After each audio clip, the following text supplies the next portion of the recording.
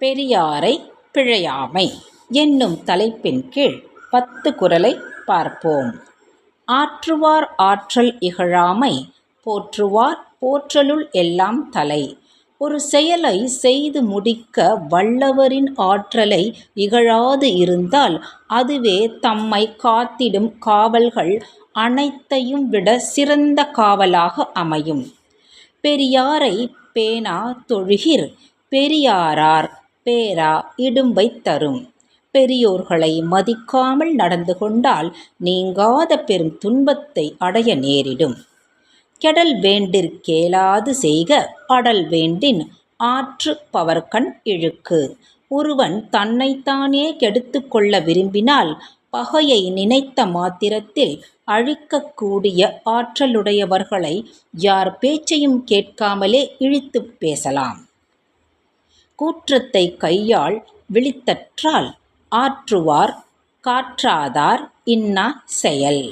எந்த துன்பத்தையும் தாங்கக்கூடிய ஆற்றல் படைத்தவர்களுடன் சிறு துன்பத்தையும் தாங்க முடியாதவர்கள் மோதினால் அவர்களே தங்களின் முடிவு காலத்தை கையசைத்து கூப்பிடுகிறார்கள் என்றுதான் பொருள்.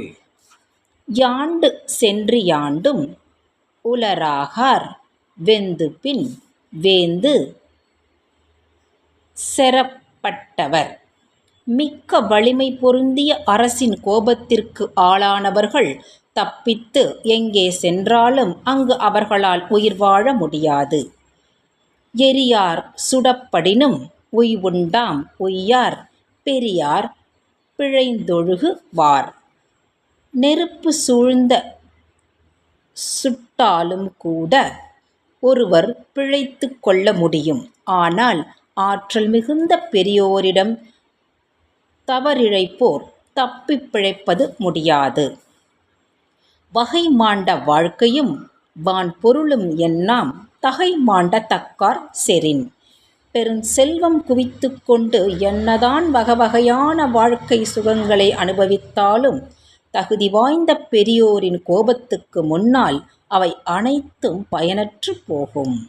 குன்றன்னார் குன்ற மதிப்பிற் குடியொடு நின்றன்னார் மாய்வர் நிலத்து.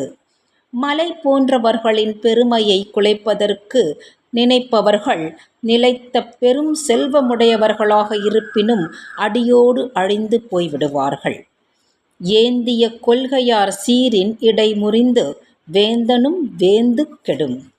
உயர்ந்த கொள்கை உறுதி கொண்டவர்கள் சீறி எழுந்தால் அடக்குமுறை ஆட்சி நிலை குலைந்து அழிந்துவிடும்.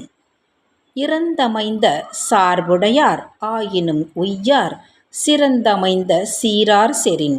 என்னதான் எல்லையற்ற வசதி வாய்ப்புகள் வலிமையான துணைகள் உடையவராக இருப்பினும் தகுதியிற் சிறந்த சான்றோரின் சினத்தை எதிர்த்து தப்பி பிழைக்க முடியாது.